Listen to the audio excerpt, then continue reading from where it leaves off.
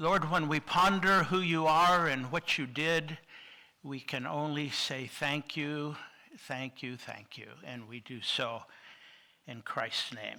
Amen. Well, good morning. Each one of you has had a whole lot of living since this last time we gathered. It would be great to hear your story about your week. And maybe we'll do a little bit of that over fellowship next door after our service. On October 23rd, 1715, 2,500 people went to church in Paris, France. And they went to church, it was actually on a Wednesday, not a Sunday.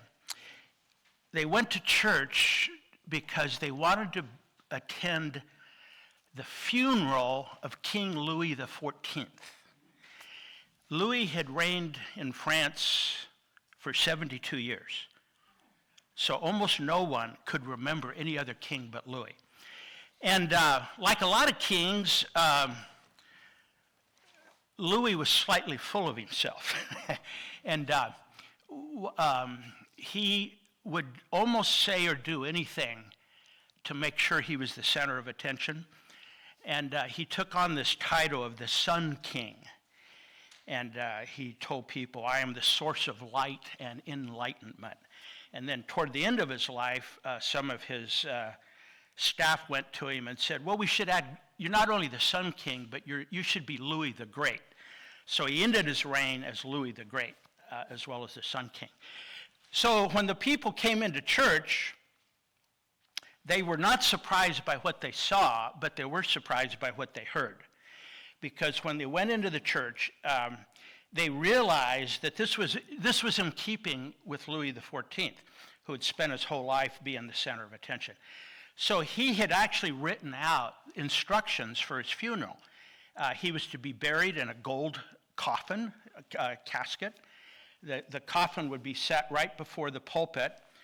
And the whole church would have, other than the light that came in through the windows, there would be the usual candles would not be lit.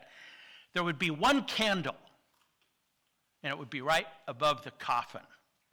And he instructed that because he knew a candle flickering would bounce off the gold, and it would remind people of how wonderful he was. What they didn't expect to hear, though, was this. The pastor who was asked to give the sermon that day, he was a man named Jean Massillon. And if you're from Ohio, you are very familiar with the town called Massillon, Ohio. That's pronounced differently in Ohio. But it's named after Jean Massillon because of what he said. Totally unexpected. Jean Massillon walks to the pulpit, looks out over 2,500 of the most powerful people in France, and then he steps over to where the candle was flickering against the gold casket, and he went.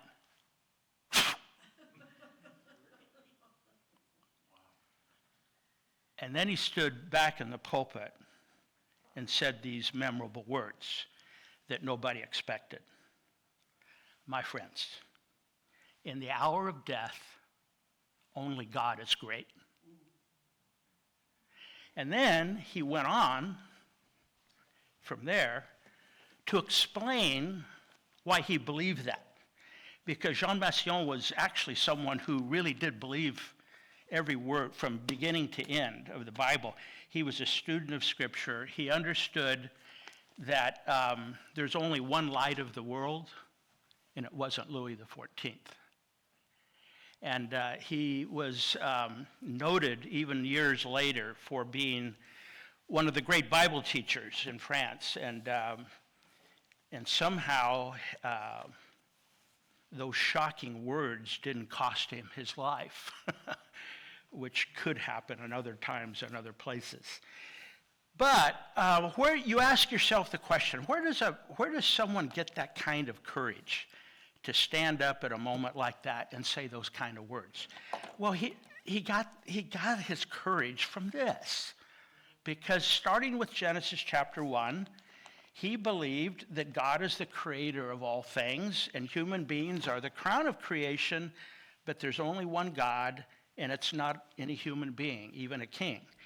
And he read on through the scriptures and many other places, and at some point in his life, he landed in the book of Isaiah with the prophet Isaiah that we've been studying over these past several months.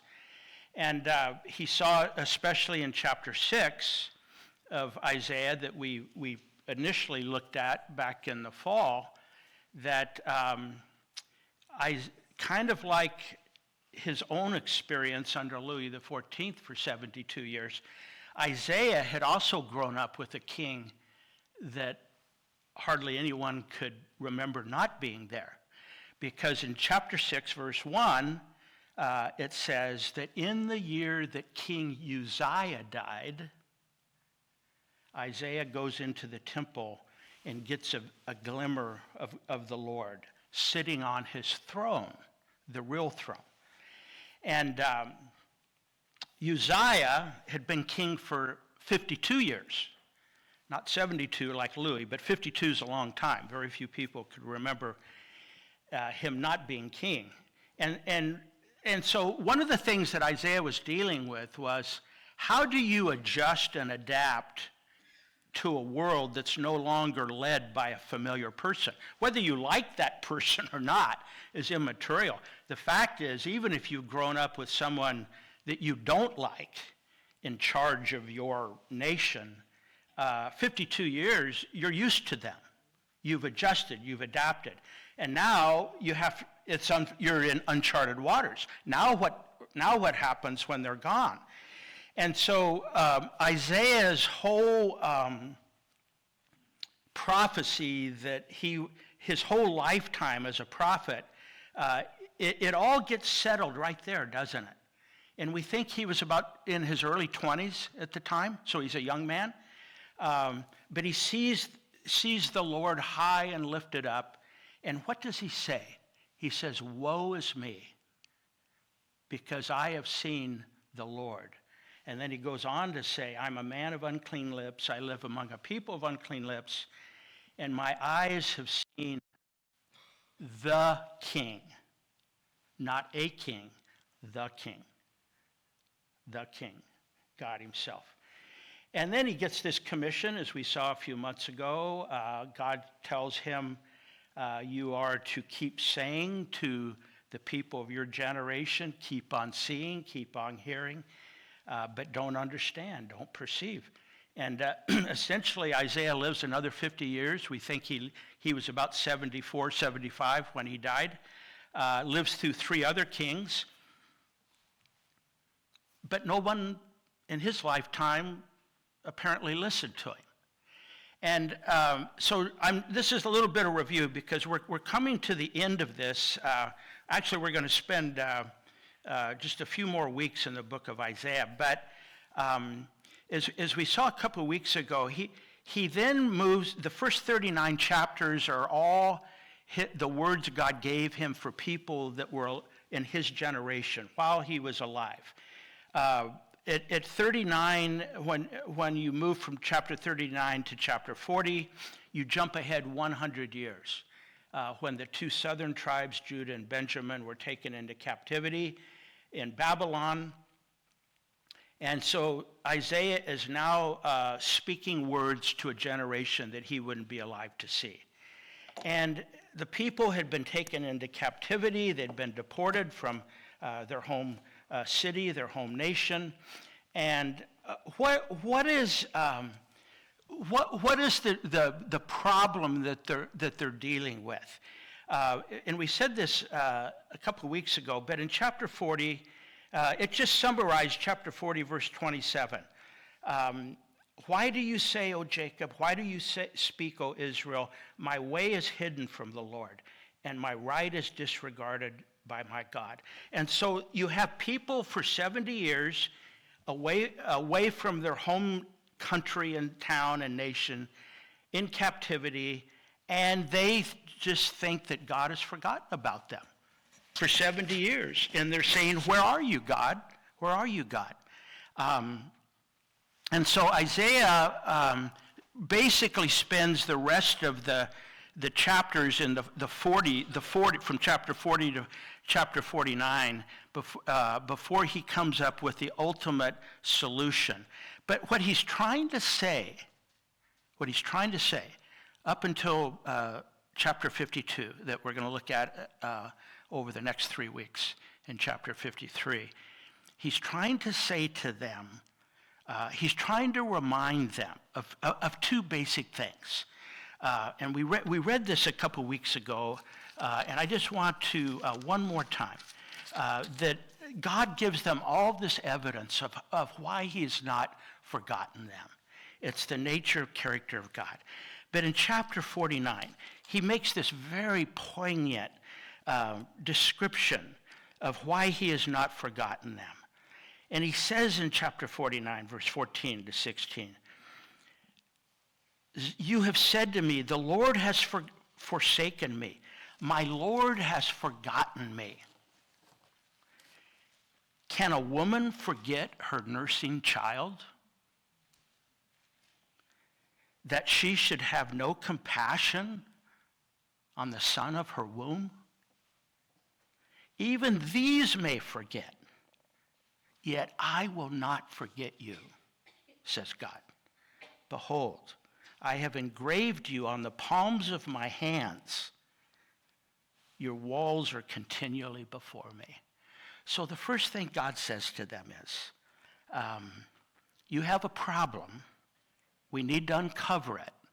But let's start, first of all, with this basic truth that I have not forgotten you. I have not forgotten you. But the reason that you're going through what you've going through is not because I've forgotten you. You are going through what you're going through in captivity in Babylon because you have forgotten. You are the one that's forgotten. You have forgotten one of the fundamental issues of life. And actually, it may be the very first decision that any human being ever made. And in every generation, it's probably maybe the most important thing a parent can teach a child, no matter what generation you live in. And it's simply this: decisions have consequences. Every child needs to know that. It should be one of the earliest lessons every child needs to learn. Decisions have consequences. And parents and aunts and uncles and cousins and neighborhood, that has to be set down. And where did that start? It started with Adam and Eve, right? I mean, that's not something new that some psychologist in 2026 came up with. That started with Adam and Eve. God said to them, here's my plan for you. Now you have a decision. You can either go that plan, but if you choose to ignore, I just give you one law: don't eat the apple from the tree of life. If you, that's what, you only have one thing to remember. But you're free to decide. So they made a decision and they paid the consequence. And that's what's happened all through Isaiah. Constantly, from Genesis all the way up to the book of Isaiah to the book of Revelation in the New Testament. Decisions have consequences. And if you ignore that, you pay the consequence. And that's affirmed all throughout the Bible. And that's why our first point here is this is the true light that dawns. It's not a flickering candle on a gold casket. It's true, the true light that has to dawn on each one of us, that decisions have consequences.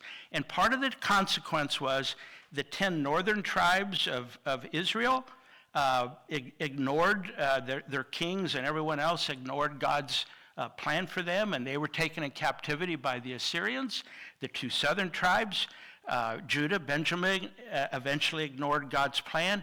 They take captivity into Babylon 100 years later. But it all comes down to this. It's not something that they don't already know. Back again in chapter 40, do you not know? Do you not hear? Has it not been told to you from the beginning? Have you not understood from the foundation of the earth? And the answer is yes. You do know this.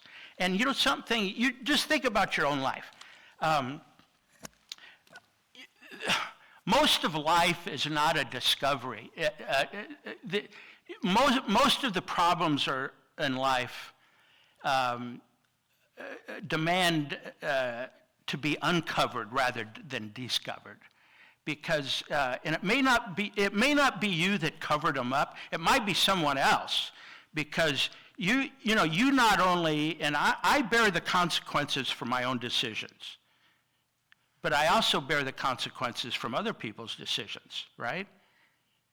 Someone chooses to get drunk and get in their car and drive home and hits a car and kills an innocent person, right? So who bore the consequence? So we're all under consequences of decisions, either our own or somebody else's. But the point is, we know that. And you look in the New Testament, Romans chapter 1, chapter 2, our conscience bears us witness, you know. We know what's there. We just need to pull the covers back and take a truthful, let the light in on the darkness and see what's really true. Did I make that decision 12 years ago and I'm bearing the consequences now? Then I can't blame somebody else. I need to accept the responsibility for the decision I made 12 years ago, right? So we all live with that. We all live with that. And so the original problem that's uncovered, God gives these words to Isaiah because he's trying to speak to his people. First of all, again, as we just read in chapter 49, I have not forgotten. This is not an issue of me forgetting you. It's you forgetting me. And so it's not a question of where is God, it comes, as one person used to say so memorably, who moved? Did God move? No, I moved. And so I've not forgotten you. I'm here. And so we have to face what the original problem is. And it starts with Adam and Eve. It continues in my life. It continues in all of our life. Will we accept the original plan of God and face the truth about ourselves? But that then leads us into chapter 52. Because when you come into chapter 52, starting with verse 13, and then chapter 53 that we'll spend the next 2 Sundays on, very, very important. All of the Bible is important, but these are just crucial words. And in 52:13 down through the rest of chapter 53. So I just want to take a little, whatever time we have left here this morning, and then we're going to come back. This is more of almost an introduction, because in verses 13, 14, and 15, you begin to be introduced to these larger themes that you're really going to see expanded in chapter 53, because now you move from problem to solution. If the original problem needs to be uncovered, the only solution has to be discovered, because no one ever would have thought of this. No one has thought of it. This is the uniqueness of the gospel, of the Christian gospel, of the Christian scriptures, that all kinds of religions, all kinds of gods, all kinds of deities that people bow down to. But the uniqueness of the Christian scriptures is what we're going to see in the text today, and then in chapter 53. Nobody ever, many religions out there will agree that God is mad at you. But other than Christianity, no one ever says that God then turned his anger and his mad feelings back on himself to do this. That's the uniqueness. And as we approach the Easter season now, this becomes part of our preparation. We'll gather here 2 months from today on April 5th to celebrate the resurrection. But it all starts here, all 800 years before Easter in the words of Isaiah. So let me just read a verse at a time, make a few comments, and then we'll come back next week. Behold, my servant shall act wisely. He shall be high and lifted up, and shall be exalted. As many were astonished at you, his appearance was so marred beyond human semblance, and his form beyond that of the children of mankind.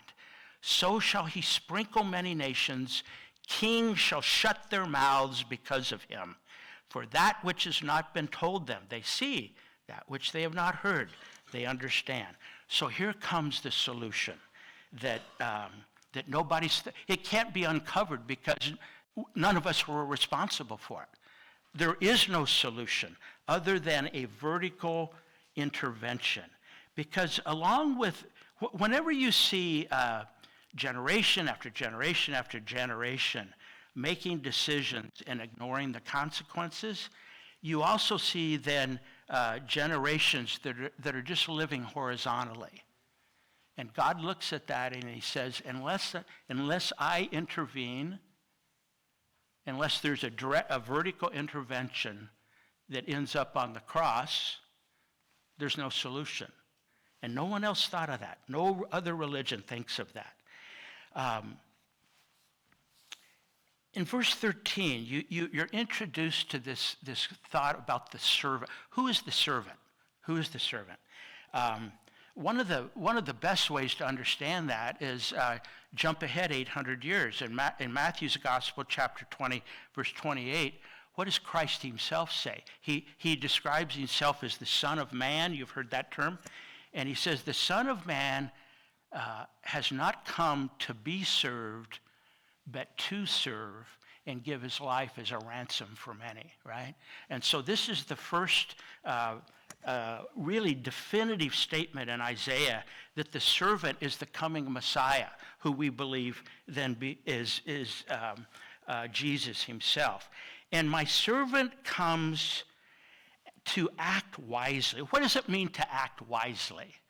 To act wisely is, first of all, to identify the real problem and then devise the only possible means to solve it, right? And so if you want to be a wise person, if I want to be known as a person of wisdom, I have to begin with the truth about myself first, and then try to extend that to whatever truth I could find out about you, right? If you refuse to face the truth about yourself and about those you live with, there is no solution. You just live in a horizontal world. And that's a consequence. And when you decide not to face the truth about yourself and about those you live with, the consequence is, as we saw back in chapter 8, a group of people that lived that way, they were described as they had no dawn. Remember that? They had no dawn. The light had not dawned on them. And then it quickly jumps into chapter 9, verses 1 and 2, that's then repeated to describe Jesus when he comes to earth. Those that sit in darkness have seen a great light. Upon them the light has dawned, right? And it talks about Naphtali and Zebulun, the northern tribes of Israel, and Galilee, where Jesus grew up. And on them a light has dawned. And the light, as it always does, revealed to them what was true about themselves, that they had a problem and they couldn't solve it unless there was a vertical intervention. So this servant he will act wisely because he will identify what the real problem is. And the means to solve it was him turning anger on himself and taking our death for us. He's high, he's lifted up, he's exalted. Most Bible scholars think that is a reference to the crucifixion, the ascension, and then the exaltation of Christ in heaven. He's high, he's lifted up, he's exalted. Now listen. Now notice, why is that said in verse 13? Because of what is about to be said in verse 14. When you read verse 13, it almost gives you assurance ahead of time for about what you're going to hear in verse 14, which is so awful that you would lose hope. If you just jump to verse 14, you would be one of the most hopeless human beings on earth, right?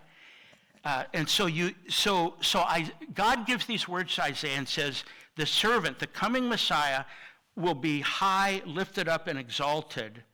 And that almost prepares you for what comes next. In order for him to be high, lifted up, and exalted, he has to go through what comes in verse 14.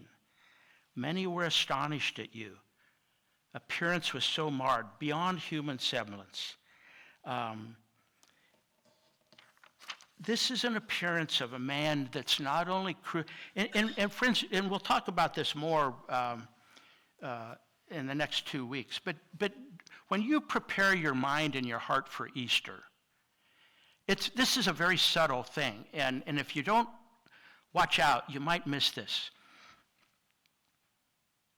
Christ was crucified. That was the means that the Roman government used to execute people. Christ was not the only person to ever get crucified. They crucified thousands of people. There was one Roman emperor that on the main road that led into Rome, he lined up on either side of the road over 800 people hanging on a cross. So don't miss the fact that crucifixion was just the means to capital punishment in that generation. But also don't miss this. Even though thousands of other people were crucified, Jesus was the only one that went through not only the physical torture, but he was also the only one that took on the sin of the world. And one of the reasons you read in verse 14, that he was so marred, his appearance didn't even look human. His form beyond that of the children of mankind. You know what happens, friends? And it's appropriate, especially at Easter time, and sometimes you'll read somebody will write an article or publish a book, and it's all about a medical evaluation of what happened to Christ's body on the cross. That's appropriate. But if that is the extent of your knowledge of what took place at Easter, you're missing more than half the story. Because everybody that was, the thousands of other people that were crucified also had a lot of, they didn't get the beating Christ did prior to the cross, but they went through physical suffering. What was unique about Jesus? It wasn't so much as what happened to him on the outside, it's what happened to him on the inside. He took on the sin of the world, which made him say at one point, my God, why have you forsaken me? Right? And no one ever went through that before. Never have since.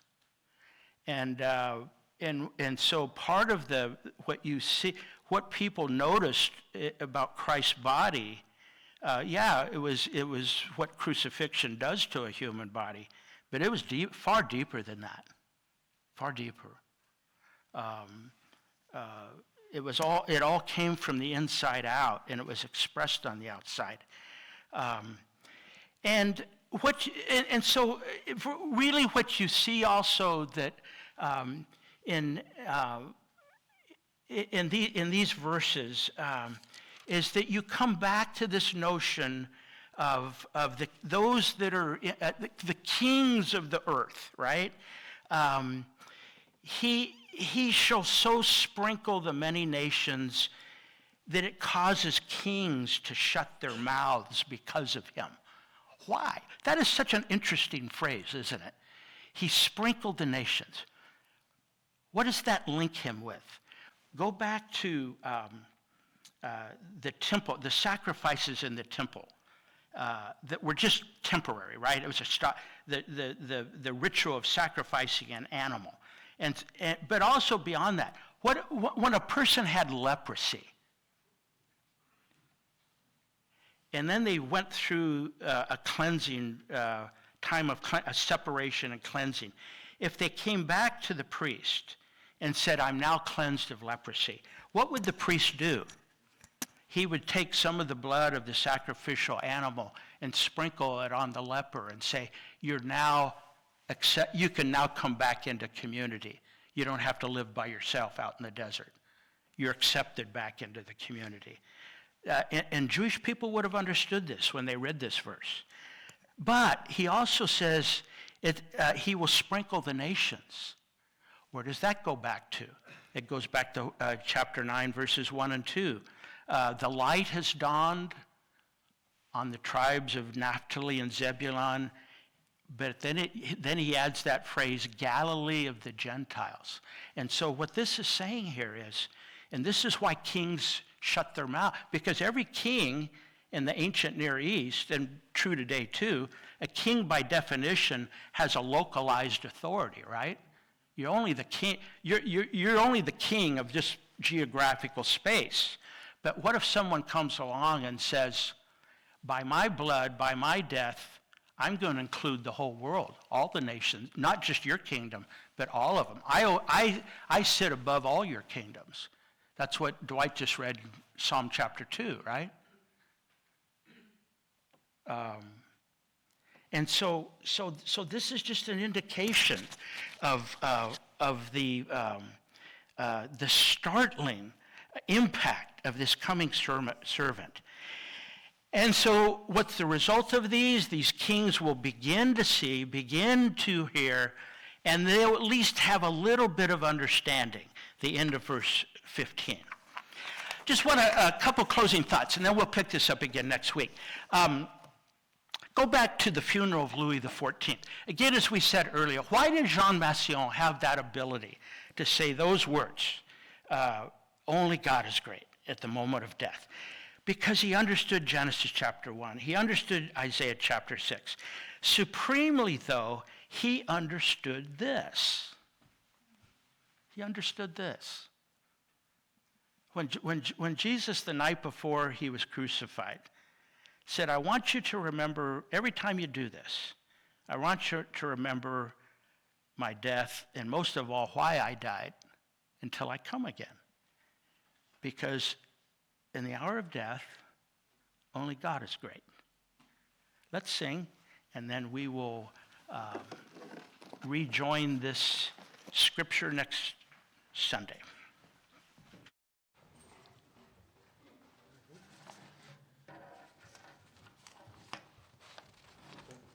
Please let us stand together. For our last hymn, we'll be singing Beneath the Cross, does 286 in your hymn books.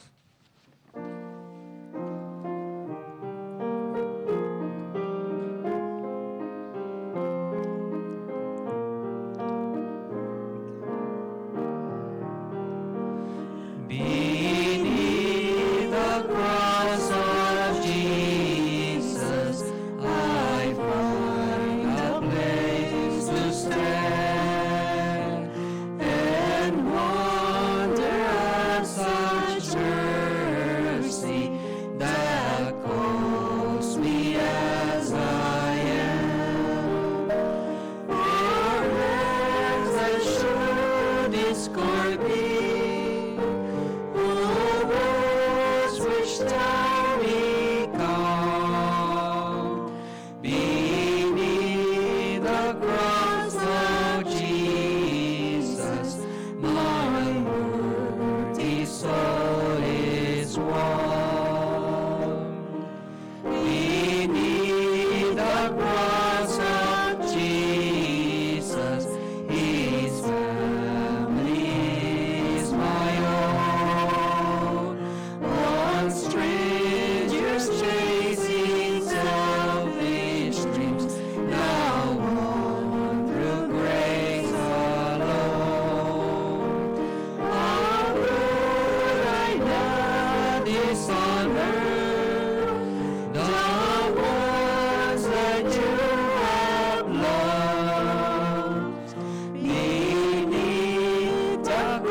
cross of Jesus, see the children called by God.